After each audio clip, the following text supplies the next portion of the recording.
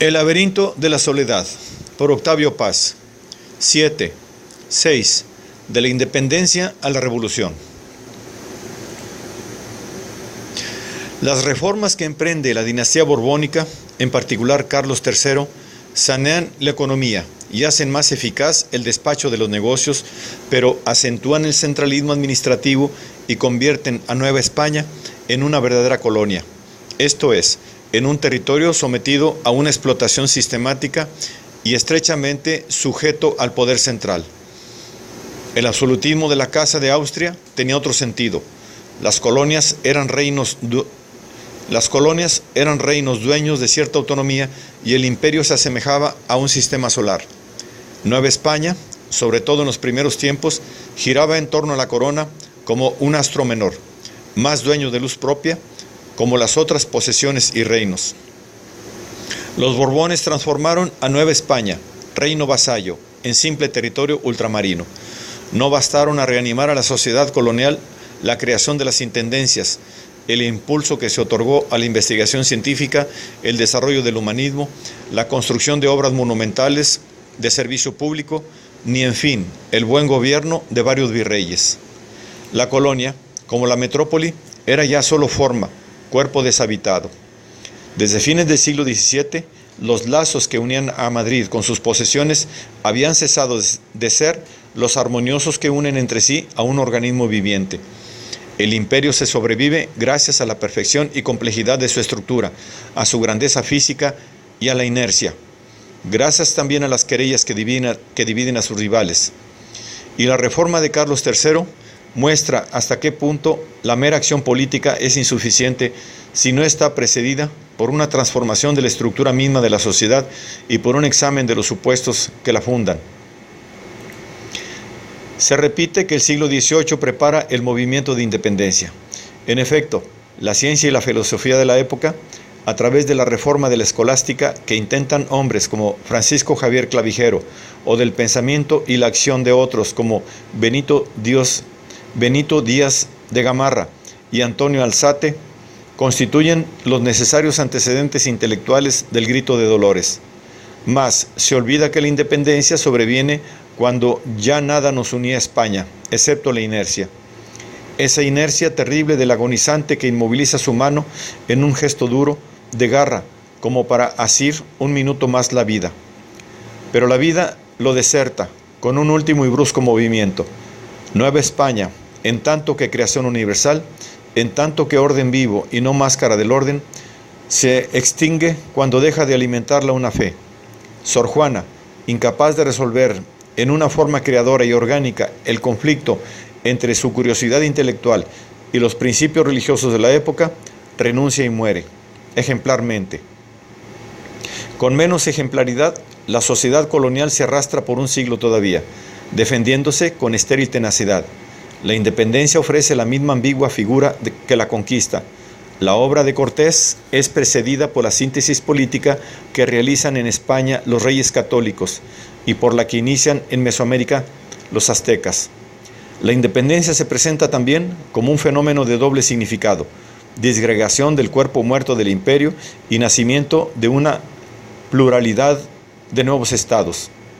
Conquista e independencia parecen ser momentos de flujo y reflujo de una gran ola histórica que se forma en el siglo XV, se extiende hasta América, alcanza un momento de hermoso equilibrio en los siglos XVI y XVII y finalmente se retira, no sin antes dispersarse en 1000 fragmentos.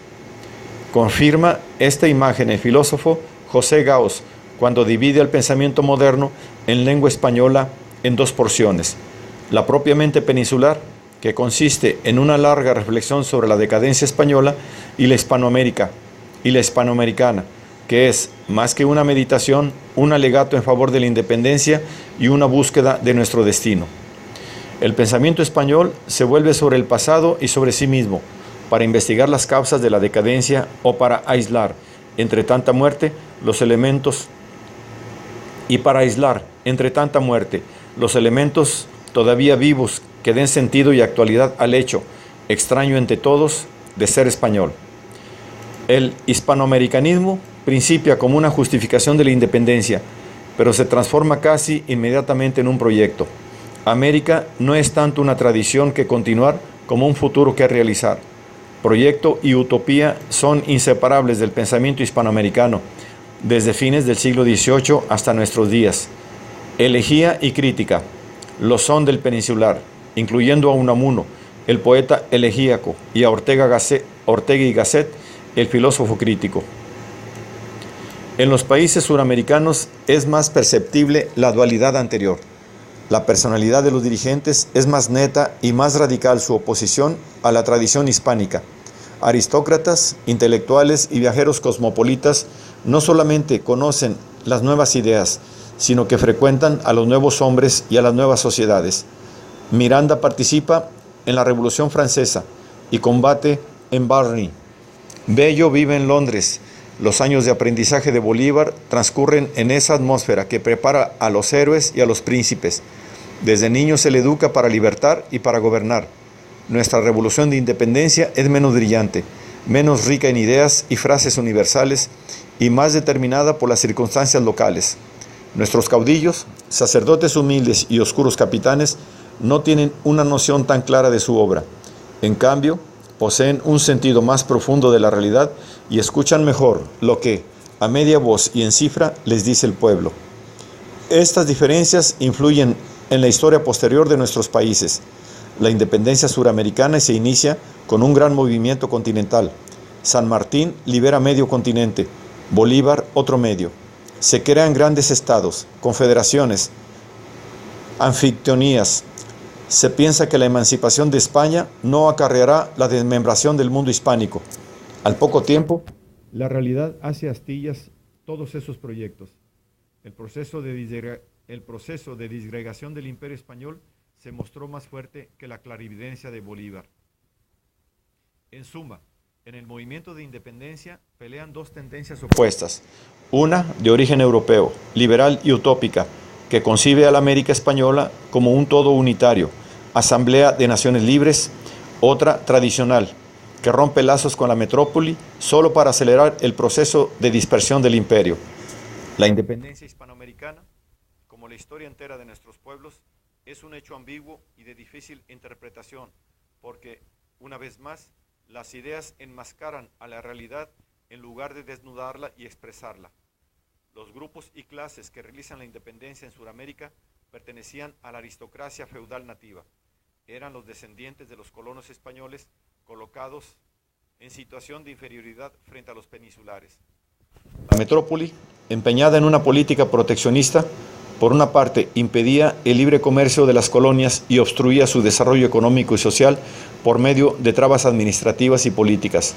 Por la otra, cerraba el paso a los criollos que con toda justicia deseaban ingresar a los altos empleos y a la dirección del Estado.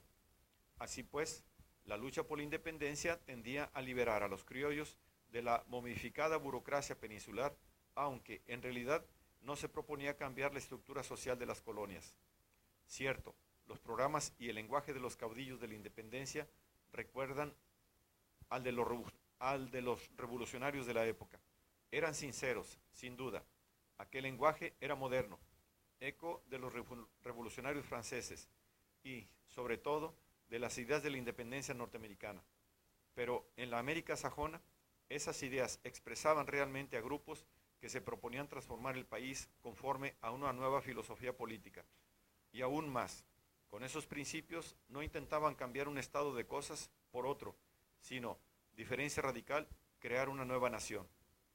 En efecto, los Estados Unidos son, en la historia del siglo XIX, una novedad mundial, una sociedad que crece y se extiende naturalmente.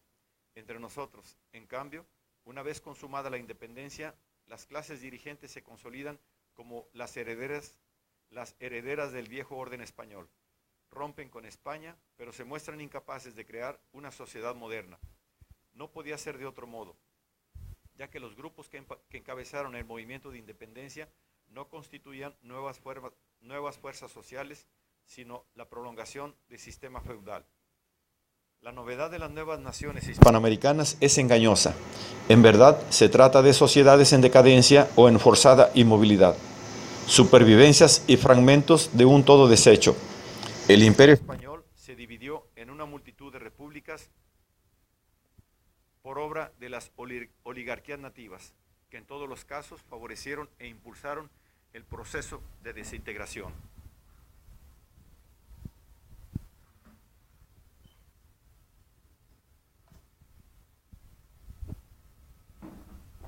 No debe olvidarse, además, la influencia determinante de muchos de los caudillos revolucionarios, algunos más afortunados en esto que los conquistadores, su contrafigura histórica, lograron alzarse con los reinos, como si se tratase de un botín medieval. La imagen del dictador hispanoamericano aparece ya en embrión en la del Libertador. Así, las nuevas repúblicas fueron inventadas por necesidades políticas y militares del momento, no porque expresasen una real peculiaridad histórica. Los rasgos nacionales se fueron formando más tarde. En muchos casos no son sino consecuencia de la prédica nacionalista de los gobiernos. Aún ahora, un siglo y medio después, nadie puede explicar satisfactoriamente en qué consisten las diferencias nacionales entre argentinos y uruguayos, peruanos y ecuatorianos, guatemaltecos y mexicanos. Nada tampoco, excepto la persistencia de las oligarquías locales sostenidas por el imperialismo norteamericano, explica la existencia en Centroamérica y las Antillas de 9 repúblicas. No es esto todo. Cada una de las nuevas naciones tuvo, al otro día de la independencia, una constitución más o menos, casi siempre menos que más, liberal y democrática. En Europa y en los Estados Unidos, esas leyes correspondían a una realidad histórica, eran la expresión del ascenso de la burguesía, la consecuencia de la revolución industrial y de la destrucción del antiguo régimen. En Hispanoamérica solo servían para vestir a la moderna las supervivencias del sistema colonial. La ideología liberal y democrática, lejos de expresar nuestra situación histórica concreta, la ocultaba. La mentira política se instaló en nuestros pueblos casi constitucionalmente. El daño moral ha sido incalculable y alcanza a zonas muy profundas de nuestro ser. Nos movemos en la mentira con naturalidad. Durante más de 100 años hemos sufrido regímenes de fuerza al servicio de las oligarquías feudales, pero que utilizan el lenguaje de la libertad. Esta situación se ha prolongado hasta nuestros días. De ahí que la lucha contra la mentira oficial y constitucional sea el primer paso de toda tentativa seria de reforma. Este parece ser el sentido de los actuales movimientos latinoamericanos, cuyo objetivo común consiste en realizar de una vez por todas la independencia, o sea, transformar nuestros países en sociedades realmente modernas y no en meras fachadas para demagogos y turistas. En esta lucha, nuestros pueblos no solo se enfrentan a la vieja herencia española, la Iglesia, el ejército y la oligarquía, sino al dictador, al jefe con la boca henchida de fórmulas legales y patrióticas, ahora aliado a un poder muy distinto al viejo imperialismo hispano, los grandes intereses del capitalismo extranjero. Casi todo lo anterior es aplicable a México, con decisivas salvedades. En primer término, nuestra revolución de independencia jamás manifiesta las pretensiones de universalidad que son, a un tiempo, la evidencia y la ceguera de Bolívar. Además, los insurgentes vacilan entre la independencia, Morelos, y formas modernas de autonomía, Hidalgo. La guerra se inicia como una protesta contra los abusos de la metrópoli y de la alta burocracia española, sí, pero también y sobre todo contra los grandes latifundistas nativos. No es la rebelión de la aristocracia local contra la metrópoli, sino la del pueblo contra la primera. De ahí que los revolucionarios hayan concedido mayor importancia a determinadas formas sociales que a la independencia misma. Hidalgo decreta la abolición de la esclavitud, Morelos el reparto de los latifundios. La guerra de independencia fue una guerra de clases y no se comprenderá bien su carácter si se ignora que, a diferencia de lo ocurrido en Sudamérica, fue una revolución agraria en gestación. Por eso el ejército, en el que servían criollos como Iturbide, la iglesia y los grandes propietarios se aliaron a la corona española. Esas fuerzas fueron las que derrotaron a Hidalgo, Morelos y Mina. Un poco más tarde, casi extinguido el movimiento insurgente, ocurre lo inesperado. En España, los liberales toman el poder, transforman la monarquía absoluta en constitucional y amenazan los privilegios de la iglesia y de la aristocracia. Se opera entonces un brusco cambio de frente.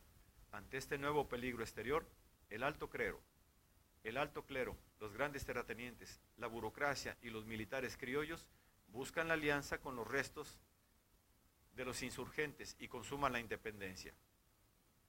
Se trata de un verdadero acto de prestidigitación.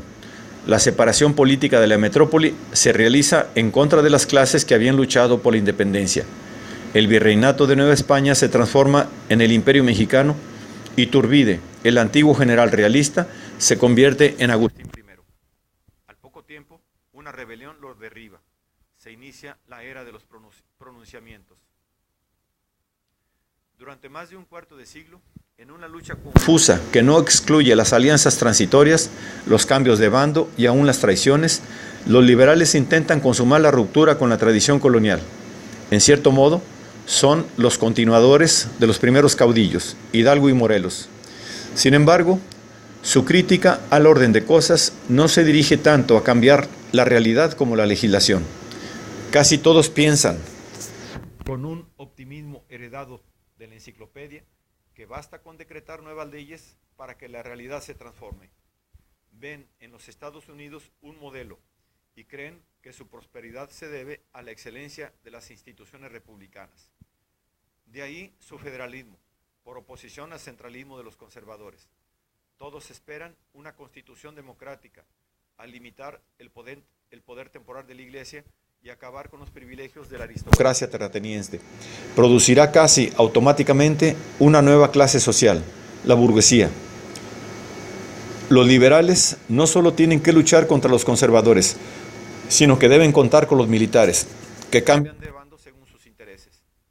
Mientras disputan las facciones, el país se desintegra. Los Estados Unidos aprovechan la ocasión y en una de las guerras más injustas en la historia, ya de por sí negra, de la expansión imperialista, nos arrebatan más de la mitad del territorio. Esta derrota produjo, a la larga, una reacción saludable, pues hirió de muerte al caudillismo militar encarnado por el dictador Santa Anna. Alternativamente liberal y conservador, guardián de la libertad y vendedor del país, Santa Anna es uno de los arquetipos del dictador latinoamericano. Al final de su carrera política, ordena honras fúnebres para la pierna que pierde en una batalla y se declara Alteza Serenísima. La rebelión popular expulsa a Santa Anna y da el poder a los liberales. Una nueva generación, heredada de José María Mora y Valentín Gómez Farías, maestro de la inteligencia liberal, se dispone a dar nuevos fundamentos a la nación. La primera piedra será una constitución. En efecto, en 1857, México adopta una carta constitucional liberal. Los conservadores apelan a las armas. Juárez responde con las leyes de reforma, que acaban con los fueros y destruyen el poder material de la Iglesia. Derrotado, el Partido Conservador acude al extranjero y, apoyado por las tropas de Napoleón III, instala en la capital a Maximiliano, segundo emperador de México. Nueva ambigüedad histórica. Maximiliano era liberal y soñaba con crear un imperio latino que se opusiese al poderío yanqui. Sus ideas no tenían relación alguna con las de los obstinados conservadores que lo sostenían. Los reveses europeos del imperio napoleónico, la presión norteamericana, cuyo sentido puede tergiversarse si se olvida que Lincoln estaba en el poder, y, en fin, la encarnizada resistencia popular, causa original y determinante de la victoria, consuman el triunfo republicano. Juárez fusila a Maximiliano. Episodio no sin analogías con la ejecución de Luis XVI. La razón geométrica es acerada. La reforma consuma la independencia y le otorga su verdadera significación, pues plantea el examen de las bases mismas de la sociedad mexicana y de los supuestos históricos y filosóficos en que se apoyaba. Este examen concluye con una triple negación: la de la herencia española, la del pasado indígena y la del catolicismo, que conciliaba a las dos primeras en una afirmación superior. La Constitución de 1857 y las leyes de reforma son la expresión jurídica y política de ese examen y promueven la destrucción de dos instituciones que representaban la continuidad de nuestra triple herencia: las asociaciones religiosas y la propiedad comunal indígena. La separación de la Iglesia y del Estado, la desamortización de los bienes eclesiásticos y la libertad de enseñanza completada con la disolución de las órdenes religiosas que la monopolizaban, no eran sino el aspecto negativo de la reforma. Con la misma violencia con que negaba la tradición, la generación de 1857 afirmaba algunos principios. Su obra no consiste nada más en la ruptura con el mundo colonial, es un proyecto tendiente a fundar una nueva sociedad, es decir, el proyecto histórico de los liberales aspiraba a sustituir la tradición colonial, basada en la doctrina del catolicismo, por una afirmación igualmente universal, la libertad de la persona humana. La nación mexicana se fundaría sobre un principio distinto al jerárquico que animaba la colonia, la igualdad ante la ley de todos los mexicanos, en tanto que seres humanos, que seres de razón. La reforma funda a México negando su pasado, rechaza la tradición y busca justificarse en el futuro. El sentido de este necesario matricidio no escapaba a la penetración de los mejores. Ignacio Ramírez, quizá la figura más saliente de ese grupo de hombres extraordinarios, termina así uno de sus poemas. Madre naturaleza, ya no hay flores, por do mi paso vacilante avanza. Nací sin esperanzas ni temores, vuelvo a ti sin temores ni esperanzas. Muerto Dios, eje de la sociedad colonial, la naturaleza vuelve a ser una madre, como más tarde el marxismo de Diego Rivera, el ateísmo de Ramírez, se resuelve en una afirmación materialista, no exenta de religiosidad. Una auténtica concepción científica o simplemente racional de la materia no puede ver en esta, ni en la naturaleza, una madre, ni siquiera la madrastra del pesimista Leopardi, sino un proceso indiferente que se hace y deshace, se inventa y se repite, sin descanso, sin memoria y sin reflexión. Sí, como quiere Ortega y Gasset, una nación se constituye no solamente por un pasado que pasivamente la determina, sino por la validez de un proyecto histórico capaz de mover las voluntades dispersas y dar unidad y trascendencia al esfuerzo solitario. México nace en la época de la Reforma. En ella y por ella se concibe, se inventa y se proyecta. Ahora bien, la Reforma es el proyecto de un grupo bastante reducido de mexicanos que voluntariamente se desprende de la gran masa, pasivamente religiosa y tradicional. La nación mexicana es el proyecto de una minoría que impone su esquema al resto de la población, en contra de otra minoría activamente tradicional. Como el catolicismo colonial, la Reforma es un movimiento inspirado en una filosofía universal. Las diferencias y semejanzas entre ambos son reveladoras. El catolicismo fue impuesto por una minoría de extranjeros tras una conquista militar. El liberalismo por una minoría nativa, aunque de formación intelectual francesa, después de una guerra civil. El primero es la otra cara de la conquista, destruida la teocracia indígena, muertos o exiliados los dioses, sin tierra en que apoyarse ni trasmundo al que emigrar. El indio ve en la religión cristiana una madre.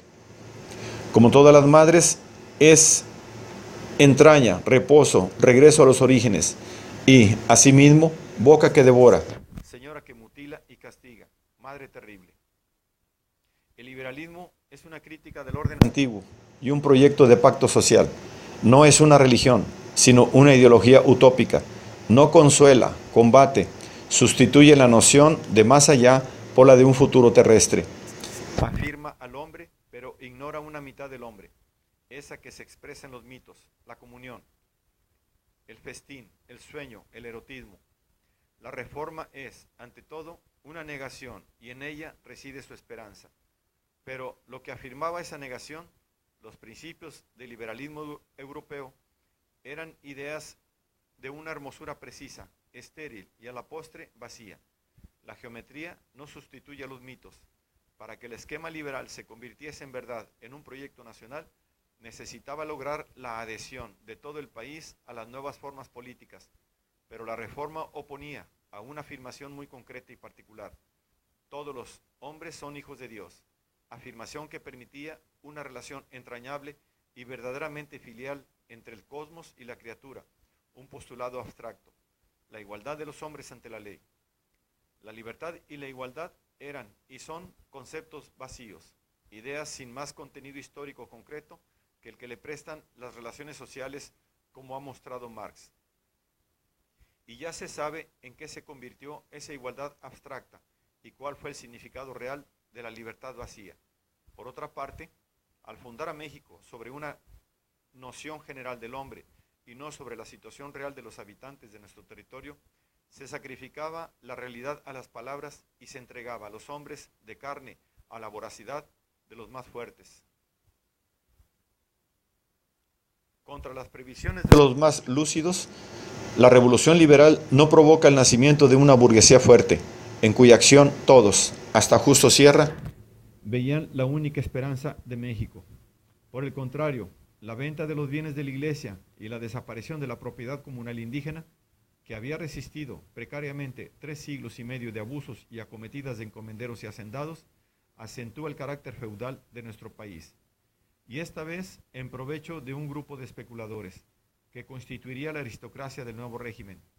Surge así una nueva casta latifundista, la República. Sin enemigo al frente, derrotados conservadores e imperialistas, se encuentra de pronto sin base social. Al romper lazos con el pasado, los rompe también con la realidad mexicana. El poder será de quien se atreva a alargar la mano. Y Porfirio Díaz se atreve. Era el más brillante de los generales que la derrota del imperio había dejado ociosos. Por primera vez, después de 3/4 de siglo de batalla y pronunciamientos. El soldado del 2 de abril se convierte en el héroe de la paz. Suprime la anarquía, pero sacrifica la libertad. Reconcilia a los mexicanos, pero restaura los privilegios. Organiza el país, pero prolonga un feudalismo anacrónico e impío, que nada suavizaba. Las leyes de Indias contenían preceptos que protegían a los indios. Estimula el comercio, construye ferrocarriles, limpia de deudas la hacienda pública y crea las primeras industrias modernas, pero abre las puertas al capitalismo angloamericano. En esos años, México inicia su vida de país semicolonial. A pesar de lo que comúnmente se piensa, la dictadura de Porfirio Díaz es el regreso del pasado. En apariencia, Díaz gobierna inspirado por las ideas en boga. Cree en el progreso, en la ciencia, en los milagros de la industria y del libre comercio. Sus ideales son los de la burguesía europea. Es el más ilustrado de los dictadores hispanoamericanos y su régimen recuerda a veces los años de la bella época en Francia. Los intelectuales descubren a Comte y Renan, Spencer y Darwin. Los poetas imitan a los parnasianos y simbolistas franceses. La aristocracia mexicana es una clase urbana y civilizada.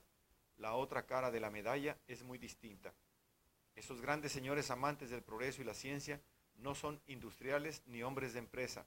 Son terratenientes enriquecidos por la compra de los bienes de la Iglesia o en los negocios públicos del régimen. En sus haciendas, los campesinos viven una vida de siervos, no muy distinta a la del periodo colonial. Así, desde el punto de vista ideológico, el porfirismo se ostenta como el sucesor legítimo del liberalismo. La Constitución de 1857 sigue vigente en teoría y nada ni nadie pretende oponer a las ideas de la Reforma principios distintos. Muchos, sin excluir a los antiguos liberales, piensan de buena fe que el régimen de Díaz prepara el tránsito entre el pasado feudal y la sociedad moderna. En realidad, el porfirismo es el heredero del feudalismo colonial. La propiedad de la tierra se concentra en unas cuantas manos y la clase terrateniente se fortalece. Enmascarado, ataviado con los ropajes del progreso, la ciencia y la legalidad republicana, el pasado vuelve, pero ya desprovisto de fecundidad. Nada puede producir, excepto la rebelión. Debemos a Leopoldo Sea un análisis muy completo de las ideas de este periodo. Sea observa que la adopción del positivismo como filosofía oficiosa del Estado corresponde a ciertas necesidades intelectuales y morales de la dictadura de Díaz. El pensamiento liberal era un instrumento de crítica al mismo tiempo que una construcción utópica y contenía principios explosivos. Prolongar su vigencia hubiera sido prolongar la anarquía. La época de paz necesitaba una filosofía de orden. Los intelectuales de la época la encontraron en el positivismo de Comte, con su ley de los 3 estados y más tarde en el de Spencer y con el evolucionismo de Darwin. el primitivo, abstracto y revolucionario principio de la igualdad de todos los hombres deja de regir las conciencias, sustituido por la teoría de la lucha por la vida y la supervivencia del más apto. El positivismo ofrece una nueva justificación de las jerarquías sociales, pero ya no son la sangre, ni la herencia, ni Dios quienes explican las desigualdades, sino la ciencia. El análisis de SEA es inmejorable, salvo en un punto. Es verdad que el positivismo expresa a la burguesía europea en un momento de su historia, mas la expresa de una manera natural, orgánica. En México se sirve de esta tendencia una clase relativamente nueva en el sentido de las familias que la componían. Casi todos habían logrado la riqueza y el poder durante el periodo inmediatamente posterior a la Guerra de Reforma, pero que históricamente no hace sino heredar y sustituir a la aristocracia feudal de la colonia. Por lo tanto, si la función de la filosofía positivista es parecida aquí y allá, las relaciones históricas y humanas que se establece entre esa doctrina y la burguesía europea es distinta a la que se constituye en México entre neofeudales y positivismo. El porfirismo adopta la filosofía positivista, no la engendra. Así se encuentra en una situación de dependencia más grave que la de los liberales y teólogos coloniales, pues ni asume ante ella una posición crítica ni la abraza con entera buena fe. En algunos casos se trata de esos actos que Antonio Caso, siguiendo a Tarde, llamaba de imitación extralógica, innecesario, superfluo y contrario a la condición del imitador. Entre el sistema y el que lo adopta se abre así un abismo, muy sutil si se quiere, pero que hace imposible toda relación auténtica con las ideas, que se convierten a veces en máscaras. El porfirismo, en efecto, es un periodo de inautenticidad histórica. Santana cambia alegremente de disfraces. Es el actor que se cree en lo que dice. El porfirismo se esfuerza por creer, se esfuerza por hacer suyas las ideas adoptadas. Simula en todos los sentidos de la palabra. La simulación porfirística era particularmente grave, pues al abrazar el positivismo se apropiaba de un sistema que históricamente no le correspondía. La clase latifundista no constituía el equivalente mexicano de la burguesía europea, ni su tarea tenía relación alguna con la de su modelo. Las ideas de Spencer y Stuart Mill reclamaban como clima histórico el desarrollo de la gran industria, la democracia burguesa y el libre ejercicio de la actividad intelectual, basada en la gran propiedad agrícola, el caciquismo y la ausencia de libertades democráticas. La dictadura de Díaz no podía hacer suyas esas ideas sin negarse a sí misma o sin desfigurarlas. El positivismo se convierte así en una superposición histórica bastante más peligrosa que todas las anteriores, porque estaba fundada en un equívoco. Entre los terratenientes y sus ideas políticas y filosóficas se levantaba un invisible muro de mala fe. El desarraigo del porfirismo procede de este equívoco. El disfraz positivista no estaba destinado a engañar al pueblo, sino a ocultar la desnudez moral del régimen a sus mismos usufructuarios, pues esas ideas no justificaban las jerarquías sociales ante los desheredados, a quienes la religión católica reservaba un sitio de elección en el más allá y el liberalismo otorgaba la dignidad de hombres.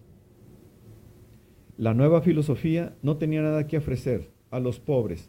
Su función consistía en justificar la conciencia de la burguesía europea.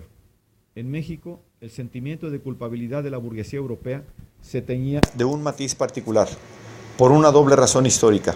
Los neofeudales eran al mismo tiempo los herederos del liberalismo y los sucesores de la aristocracia colonial. La herencia intelectual y moral de los principios de la Reforma y el usufructo de los bienes de la Iglesia tenían por producir en el grupo dominante un sentimiento de culpa muy profundo. Su gestión social era el fruto de una usurpación y un equívoco, pero el positivismo no remediaba ni atenuaba esta vergonzosa condición. Al contrario, la enconaba, puesto que no hundía sus raíces en la conciencia de los que lo adoptaban. Mentira e inautenticidad son así el fondo psicológico del positivismo mexicano. A su manera, La dictadura completa la obra de la reforma. Gracias a la introducción de la filosofía positivista, la nación rompe sus últimos vínculos con el pasado. Si la conquista destruye templos, la colonia erige otros. La reforma niega la tradición, mas nos ofrece una imagen universal del hombre. El positivismo no nos dio nada. En cambio, mostró en toda su desnudez a los principios liberales, hermosas palabras inaplicables.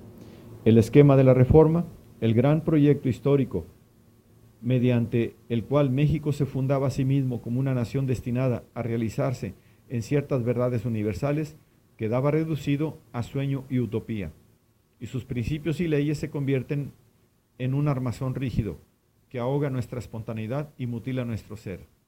Al cabo de 100 años de luchas, el pueblo se encontraba más solo que nunca, empobrecida su vida religiosa, humillada su cultura popular. Habíamos perdido nuestra afiliación histórica. La imagen que nos ofrece México al finalizar el siglo XIX es la de la discordia, una discordia más profunda que la querella política o la guerra civil, pues consistía en la superposición de formas jurídicas y culturales que no solamente no expresaban a nuestra realidad, sino que la asfixiaban e inmovilizaban. Al amparo de esta discordia medraba una casta que se mostraba incapaz de transformarse en clase en el sentido estricto de la palabra. Vivíamos una vida envenenada por la mentira y la esterilidad. Cortados los lazos con el pasado, imposible el diálogo con los Estados Unidos, que solo hablaban con nosotros el lenguaje de la fuerza o de los negocios. Inútil la relación con los pueblos de lengua española, encerrados en formas muertas. Estábamos reducidos a una imitación unilateral de Francia, que siempre nos ignoró. ¿Qué nos quedaba? Asfixia y soledad. Si la historia de México es la de un pueblo que busca una forma que lo exprese, la del mexicano es la de un hombre que aspira a la comunión. La fecundidad del catolicismo colonial residía en que era, ante todo y sobre todo, participación. Los liberales nos ofrecieron ideas, pero no se comulga con las ideas, al menos mientras no encarnan y se hacen sangre, alimento. La comunión es festín y ceremonia. Al finalizar el siglo XIX, el mexicano, como la nación entera, se asfixia en un catolicismo yerto o en el universo sin salida y sin esperanza de la filosofía oficiosa del régimen. Justo Sierra es el primero que comprende el significado de esta situación. A pesar de sus antecedentes liberales y positivistas, es el único mexicano de su época que tiene la preocupación y la angustia de la historia. La porción más duradera y valiosa de su obra es una meditación sobre la historia universal y sobre la de México. Su actitud difiere radicalmente de las anteriores. Para liberales, conservadores y positivistas, la realidad mexicana carece de significación en sí misma. Es algo inerte que solo adquiere sentido cuando refleja un esquema universal. Sierra concibe a México como una realidad autónoma, viva en el tiempo. La nación es un pasado que avanza, tortuoso, hacia un futuro, y el presente está lleno de signos. En suma, ni la religión, ni la ciencia, ni la utopía nos justifican. Nuestra historia, como la de cualquier otro pueblo, posee un sentido y una dirección. ¿Acaso, sin plena conciencia de lo que hacía, Sierra introduce la filosofía de la historia como una posible respuesta a nuestra soledad y malestar? Consecuente con estas ideas, funda la universidad. En su discurso de inauguración expresa que el nuevo instituto no tiene antecesores ni abuelos. El gremio y el claustro de la Real y Pontificia Universidad de México no es para nosotros el antepasado, sino el pasado. Y sin embargo, lo recordamos con cierta involuntaria filialidad, involuntaria pero no destituida de emoción e interés. Estas palabras muestran hasta qué punto era honda para los liberales y sus herederos la ruptura con la colonia. Sierra sospechaba la insuficiencia del laicismo liberal y del positivismo, tanto como rechazaba el dogmatismo religioso. Pensaba que la ciencia y la razón eran los únicos asideros del hombre y lo único digno de confianza, pero las concebía como instrumentos. Por lo tanto, deberían servir al hombre y a la nación. Solo así, la universidad tendría la potencia suficiente para coordinar las líneas directrices del carácter nacional. La verdad, dice en otra parte del mismo discurso, no está hecha, no es una cosa dada, como como pensaban los escolásticos medievales o los metafísicos del racionalismo. La verdad se encuentra repartida en las verdades particulares de cada ciencia.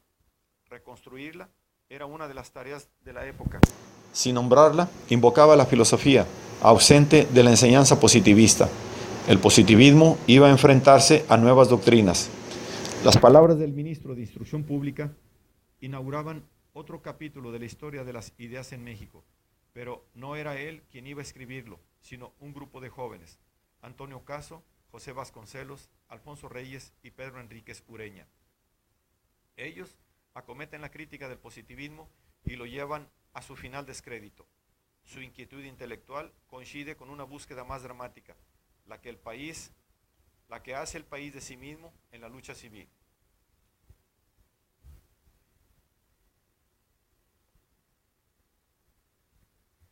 La Revolución Mexicana es un hecho que irrumpe en nuestra historia como una verdadera revelación de nuestro ser. Muchos acontecimientos que comprenden la historia política interna del país y la historia más secreta de nuestro ser nacional la preparan, pero muy pocas voces, y todas ellas débiles y borrosas, la anticipan. La revolución tiene antecedentes, causas y motivos. Carece, en un sentido profundo, de precursores. La independencia no es solamente fruto de diversas circunstancias históricas, sino de un movimiento intelectual universal que en México se inicia en el siglo XVIII. La reforma es el resultado de la obra y de la ideología de varias generaciones intelectuales que la preparan, predicen y realizan. Es la obra de la inteligencia mexicana.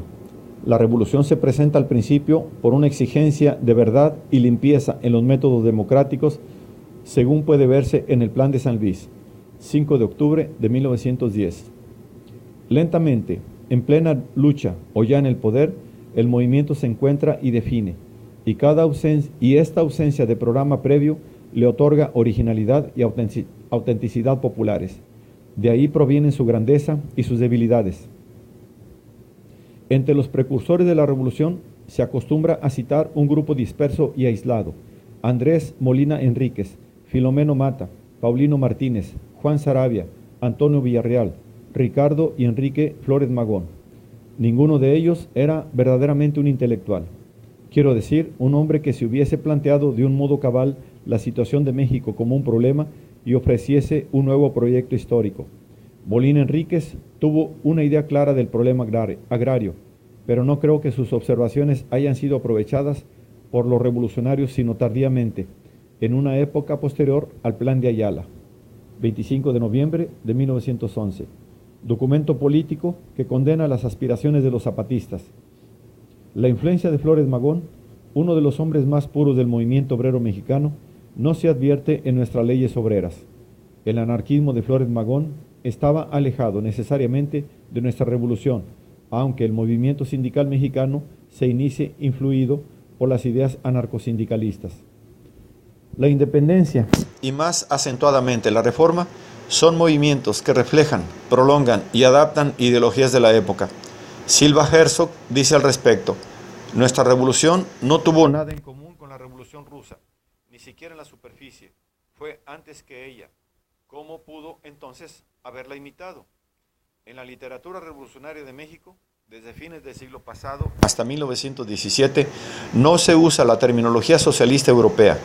Y es que nuestro movimiento social nació del propio suelo, del corazón sangrante del pueblo, y se hizo drama doloroso y a la vez creador. La ausencia de precursores ideológicos y la escasez de vínculos con una ideología universal constituyen rasgos característicos de la revolución y la raíz de muchos conflictos y confusiones posteriores. Se conocen los antecedentes inmediatos del movimiento. En primer término, la situación política y social del país. La clase media había crecido gracias al impulso adquirido por el comercio y la industria, que sí estaban en su mayoría en manos extranjeras. Utilizaban un personal nativo. Había surgido una nueva generación, inquieta y que deseaba un cambio. La querella de las generaciones se alía así a la discordia social. El gobierno de Díaz no era nada más un gobierno de privilegiados, sino de viejos que no se resignaban a ceder el poder. La inconformidad de los jóvenes se expresaba por una ansia de ver alguna vez realizados los principios del liberalismo. Los primeros ideales revolucionarios son predominantemente políticos. Se pensaba que el ejercicio de los derechos democráticos haría posible un cambio de métodos y personas. A la inquietud de la clase media debe agregarse la de la naciente clase obrera. La legislación liberal no preveía ninguna defensa contra los abusos de los poderosos. Campesinos y obreros vivían desamparados frente a caciques, señores feudales e industriales. Pero los campesinos mexicanos poseían una larga tradición de luchas. Los obreros no solamente carecían de los más elementales derechos, sino de una experiencia o una teoría en que apoyar sus demandas y justificar su combate. La ausencia de tradiciones propias hacía de la clase obrera la clase desheredada por excelencia. A pesar de esta situación, estallaron varias huelgas, reprimidas sin piedad, y más tarde los obreros decidirían uno de los episodios más importantes de la lucha civil.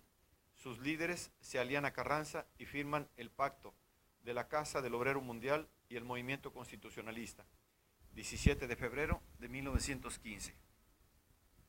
A cambio de una legislación obrera, se ligaba el proletariado a una de las facciones en que se dividió el movimiento revolucionario.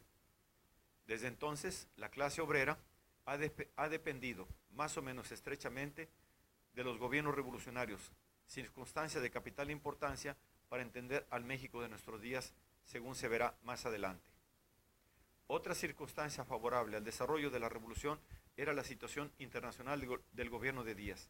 Siguiendo una política preconizada por liberales como Lerdo y por casi todo el Partido Conservador, Porfirio Díaz quiso limitar la influencia económica norteamericana acudiendo al capitalismo europeo. Las relaciones internacionales despertaron honda preocupación en las postrimerías del gobierno de Díaz. El apoyo concedido al capital inglés provocó recelos en el norteamericano. Hubo otras causas de enfriamiento, como la protección que Díaz ofreció al presidente de Nicaragua, la negativa de conceder una prórroga para que permaneciera la flota de los Estados Unidos en la Bahía Magdalena y el fallo favorable a México que dictó un árbitro canadiense en el conflicto de límites conocidos con el nombre del Chamizal. Es indudable que los Estados Unidos toleraron en su territorio la acción política de los revolucionarios, pero no es posible reducir la Revolución Mexicana, como quieren algunos conservadores, a una conspiración del imperialismo yanqui. La intervención posterior del embajador norteamericano en el golpe de mano contrarrevolucionario que derrocó al presidente Madero prueba hasta dónde debe limitarse la influencia extranjera en el desarrollo de la revolución. Si las huelgas y revueltas campesinas minaban la estructura social de la dictadura y la inquietud política en las ciudades hacía vacilar la confianza de Díaz en el apoyo popular, en la esfera de las ideas, dos jóvenes, Antonio Caso y José Vasconcelos, emprendían la crítica de la filosofía del régimen. Su obra forma parte de la vasta renovación intelectual iniciada por el grupo llamado Ateneo de la Juventud. Antonio Caso acomete, en 1909, el examen de la filosofía positivista. En el curso de 7 conferencias, las 3 primeras dedicadas a Comte y sus precursores, las 4 restantes al positivismo independiente, Stuart Mill, Spencer y Taine. Expone su inconformidad con la doctrina oficial. En su examen utiliza sobre todo la filosofía de la contingencia de Boutros y algunas ideas de Bergson. Al final de sus conferencias, Caso dio a conocer su filosofía personal. He aquí cómo relata Enrique Sureña este acto de fe.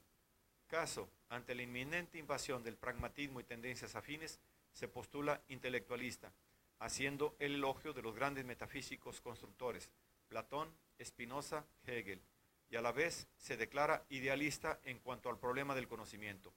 Su profesión de fe termina con una cita: todo es pensamiento, de Henry Poincaré, el sabio pragmatista. La conferencia final de Caso fue un alegato en favor de la especulación filosófica. Entre los muros de la escuela preparatoria, la vieja escuela positivista volvió a oírse la voz de la metafísica que reclama sus derechos inalienables.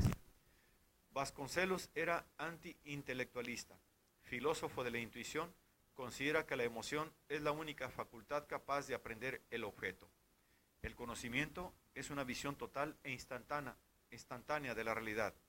Vasconcelos elabora más tarde una filosofía de la raza iberoamericana que continúa una corriente muy importante del pensamiento hispanoamericano. Pero la influencia de este pensador se dejará sentir años más tarde, cuando ocupa la Secretaría de Educación Pública en el gobierno del nuevo régimen. La crítica del positivismo fue decisiva en la historia intelectual mexicana y es uno de los antecedentes imprescindibles de la revolución, pero es un antecedente negativo. Caso y sus compañeros destruyen la filosofía oficiosa del régimen, sin que por otra parte sus ideas ofrecieran un nuevo proyecto de reforma nacional. Su posición intelectual apenas sí tenía relación con las aspiraciones populares y con los quehaceres de la hora. La diferencia con la generación liberal es significativa. Esta circunstancia no dejaría de tener muy graves consecuencias en la historia del México contemporáneo. Desnuda de doctrinas previas, ajenas o propias, la revolución será una explosión de la realidad y una búsqueda a tientas de la doctrina universal que la justifique y la inserte en la historia de América y en la del mundo. Mas, si el pensamiento de Caso no ejerció influencia en la doctrina de la revolución, su persistente amor al conocimiento, que lo hizo proseguir sus cátedras cuando las facciones se acribillaban en las calles, lo convirtió en un hermoso ejemplo de lo que significaba la filosofía, un amor que nada compra y nada tuerce. Tales son, condensados sumariamente, los antecedentes más notorios de la revolución. Sus causas, más profundas y menos numerosas, se confunden con la vida misma de México. Distingue a nuestro movimiento la carencia de un sistema ideológico previo y el hambre de tierras. Los campesinos mexicanos hacen la revolución no solamente para obtener mejores condiciones de vida, sino para recuperar las tierras que en el transcurso de la colonia y del siglo XIX les habían arrebatado encomenderos y latifundistas. El calpulli era la forma básica de la propiedad territorial antes de la conquista. Consistía este sistema en dividir las poblaciones en varios barrios o calpulli, cada uno de ellos con una extensión determinada de tierras, que no pertenecía individualmente a ninguno de los habitantes, sino que estaban concedidas a una familia o tribu, en el concepto de que el que abandonaba el calpulli o dejaba de cultivar las tierras que se le asignaban, perdía el derecho de participar en la propiedad comunal. Las leyes de Indias protegieron esta institución y son numerosas las disposiciones destinadas a defender la propiedad comunal indígena contra abusos y usurpaciones de toda índole. Los preceptos admirables de las leyes de Indias no fueron siempre respetados y la situación de los campesinos era ya desesperada a fines del siglo XVIII. La actitud de Morelos, uno de los pocos dirigentes mexicanos que tuvo conciencia del problema, revela hasta qué punto el malestar del campo influye en la guerra de la independencia. La reforma acomete el error fatal de disolver la propiedad comunal indígena, a pesar de que hubo quienes se opusieron, como Ponciano Arriaga. Más tarde, a través de diversas leyes de colonización y de ocupación y enajenación de terrenos baldíos, el régimen de Díaz acaba con los restos de la propiedad campesina y destruye los caracteres que hasta entonces había tenido el régimen de propiedad en México. Casi todos los programas y manifiestos de los grupos revolucionarios contienen alusiones a la cuestión agraria, pero solamente la Revolución del Sur y su jefe, Emiliano Zapata, plantean con claridad, decisión y simplicidad el problema. No es un azar que Zapata, figura que posee la hermosa y plástica poesía de las imágenes populares, haya servido de modelo una y otra vez a los pintores mexicanos. Con Morelos y Cuauhtémoc es uno de nuestros héroes legendarios. Realista y mito se alían en esta melancolía, ardiente y esperanzada figura que murió como había vivido, abrazado a la tierra. Como ella, está hecho de paciencia y fecundidad, de silencio y esperanza, de muerte y resurrección. Su programa contenía pocas ideas, estrictamente las necesarias para hacer saltar las formas económicas y políticas que nos oprimían. Los artículos 6 y 7 del Plan de Ayala, que prevén la restitución y el reparto de las tierras, implican una transformación de nuestro régimen de propiedad agraria y abren la puerta al México contemporáneo. En suma, el programa de Zapata consistía en la liquidación del feudalismo y en la institución de una legislación que se ajustara a la realidad mexicana. Toda revolución, dice Ortega y Gasset, es una tentativa por someter la realidad a un proyecto racional. De ahí que el espíritu revolucionario se conciba a sí mismo como una exigencia radical de la razón. ¿Acaso la opinión de Ortega y Gasset sea, por su parte, demasiado radical? Pues observo que casi siempre las revoluciones, a pesar de presentarse como una invitación para realizar ciertas ideas en un futuro más o menos próximo, se fundan en la pretensión de restablecer una justicia o un orden antiguos, violados por los opresores. Toda la revolución tiende a establecer una edad mítica. La Revolución Francesa funda la viabilidad de su programa en la creencia de que bastará reconstituir las condiciones ideales del contrato social para que la concordia se realice. El marxismo también acude a la teoría del comunismo primitivo como antecedente del régimen que promete. El eterno retorno es uno de los supuestos implícitos de casi toda teoría revolucionaria. Todo radicalismo, decía Marx, es un humanismo, pues el hombre es la raíz de la razón y de la sociedad. Así, toda revolución pretende crear un mundo en donde el hombre, libre al fin de las trabas del viejo régimen, puede expresarse de verdad y cumplir su condición humana.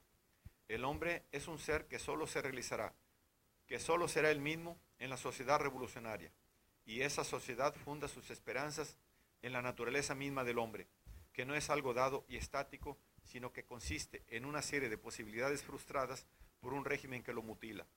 ¿Cómo sabemos que el hombre es una posibilidad de ser malograda por la injusticia? La noción mítica de una edad de oro interviene aquí.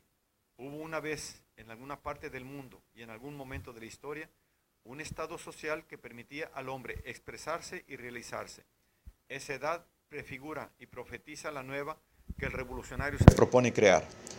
Casi siempre la utopía supone la previa existencia, en un pasado remoto, de una edad de oro, que justifica y hace viable la acción revolucionaria. La originalidad del plan de Ayala consiste en que esa edad de oro no es una simple creación de la razón ni una hipótesis. El movimiento agrario mexicano exige la restitución de las tierras a través de un requisito legal, los títulos correspondientes, y si prevé el reparto de tierras, lo hace para extender los beneficios de una situación tradicional a todos los campesinos y pueblos que no poseen títulos. El movimiento zapatista tiende a rectificar la historia de México y el sentido mismo de la nación, que ya no será el proyecto histórico del liberalismo. México no se concibe como un futuro que realizar, sino como un regreso a los orígenes. El radicalismo de la Revolución Mexicana consiste en su originalidad, esto es, en un volver a nuestra raíz, único fundamento de nuestras instituciones.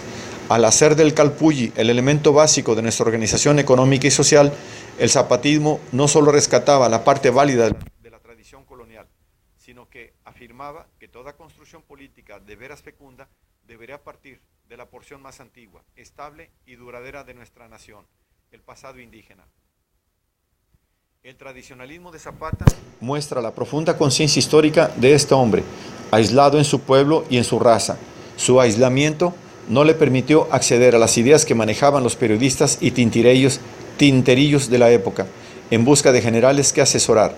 Soledad de la semilla encerrada le dio fuerzas y hondura para tocar la simple verdad, pues la verdad de la revolución era muy simple y consistía en la insurgencia de la realidad mexicana, oprimida por los esquemas de liberalismo, tanto como por los aplausos de conservadores y neoconservadores. El zapatismo fue una vuelta a la más antigua y permanente de nuestras tradiciones. En un sentido profundo, niega la obra de la Reforma, pues constituye un regreso a ese mundo del que, de un solo tajo, quisieron desprenderse los liberales.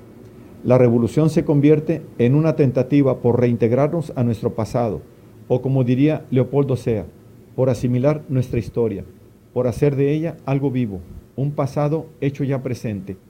Contrasta esta voluntad de integración y regreso a las fuentes con la actitud de los intelectuales de la época, que no solamente se mostraron incapaces de adivinar el sentido del movimiento revolucionario, sino que seguían especulando con ideas que no tenían más función que la de máscaras. La incapacidad de la inteligencia mexicana para formular en un sistema coherente las confusas aspiraciones populares se hizo patente apenas la revolución dejó de ser un hecho instintivo y se convirtió en un régimen. El zapatismo y el villismo, las dos facciones gemelas, La cara sur y la cara norte eran explosiones populares con escaso poder para integrar sus verdades, más sentidas que pensadas, en un plano orgánico. Eran un punto de partida, un signo oscuro y balbuceante de la voluntad revolucionaria. La facción triunfante, el carrancismo, tendía, por una parte, a superar las limitaciones de sus dos enemigos, por la otra, a negar la espontaneidad popular, única fuente de salud revolucionaria, restaurando el cesarismo. Toda revolución desemboca en la adoración a los jefes. Carranza, el primer jefe, el primero de los césares revolucionarios, profetiza el culto a la personalidad, eufemismo con que se designa la moderna idolatría política. Ese culto, continuado por Obregón y Calles, aún rige nuestra vida política, aunque limitado por la prohibición de reelegir a los presidentes y otros funcionarios.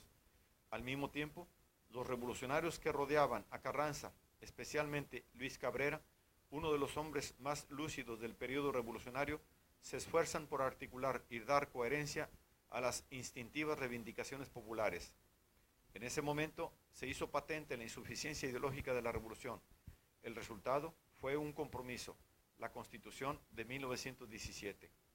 Era imposible volver al mundo precortesiano, imposible asimismo regresar a la tradición colonial. La revolución no tuvo más remedio que hacer suyo el programa de los liberales, aunque con ciertas modificaciones. La adopción del esquema liberal no fue sino una consecuencia de la falta de ideas de los revolucionarios. Las que la inteligencia mexicana ofrecía eran inservibles. La realidad las hizo astillas,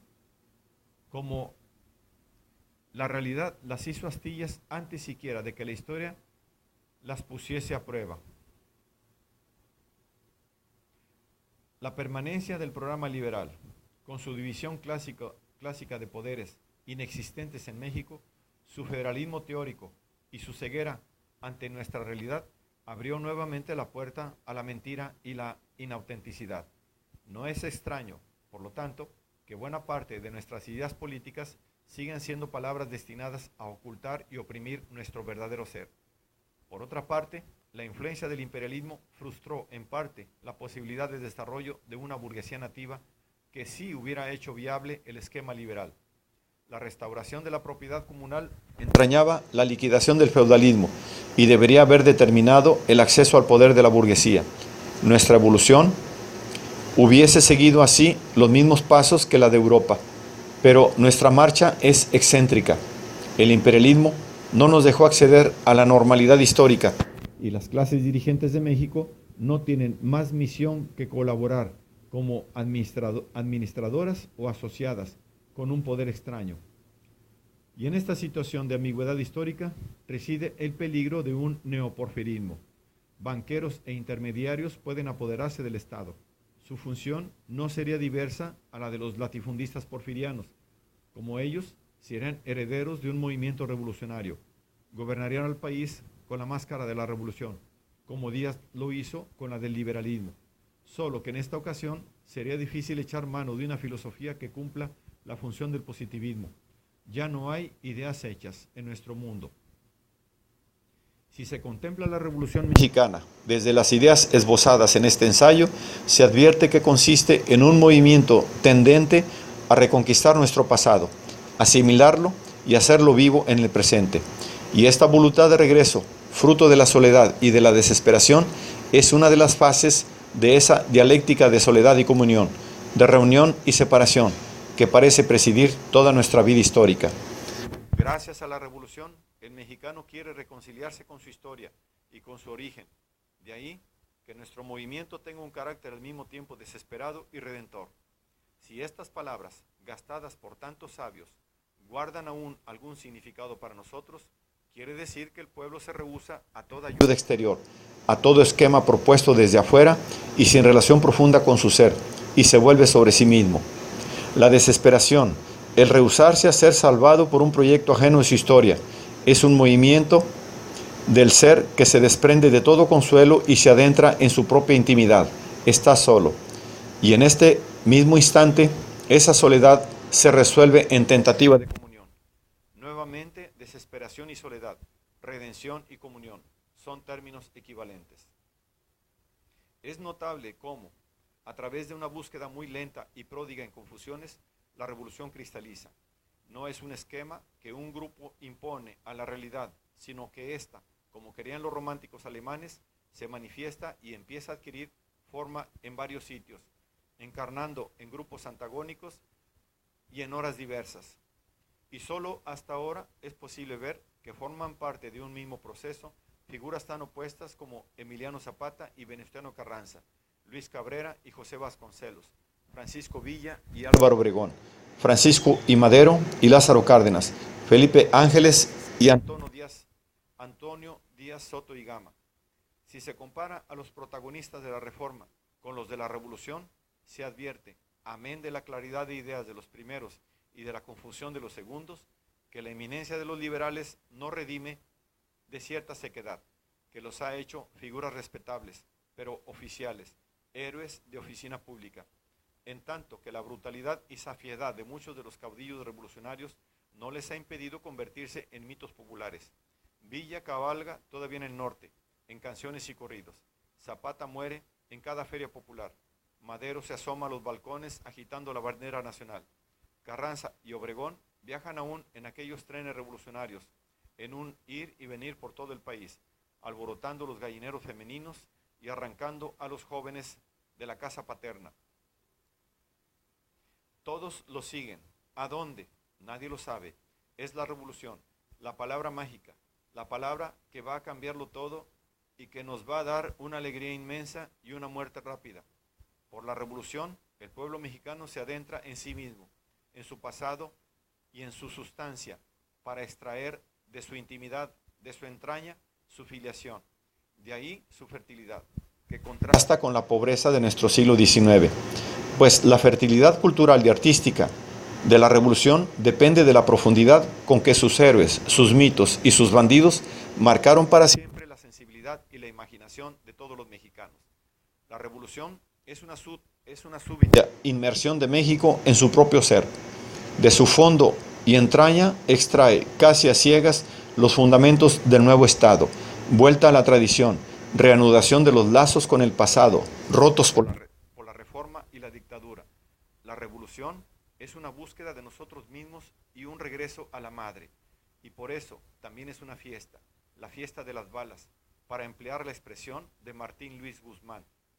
Como las fiestas populares, la revolución es un exceso y un gasto, un llegar a los extremos, un estallido de alegría y desamparo, un grito de orfandad y de júbilo, de suicidio y de vida, todo mezclado.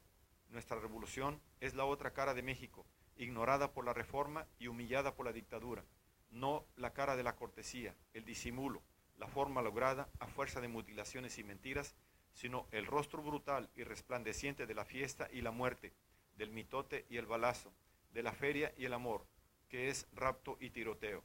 La revolución apenas sí tiene ideas, es un estallido de la realidad, una revuelta y una comunión, un trasegar viejas sustancias dormidas, un salir al aire muchas ferocidades, muchas ternuras y muchas finuras ocultas por el miedo a ser. ¿Y con quién comulga México en esta sangrienta fiesta? Consigo mismo, con su propio ser. México se atreve a ser. La explosión revolucionaria es una portentosa fiesta en la que el mexicano, borracho de sí mismo, conoce al fin, en abrazo mortal, al otro mexicano.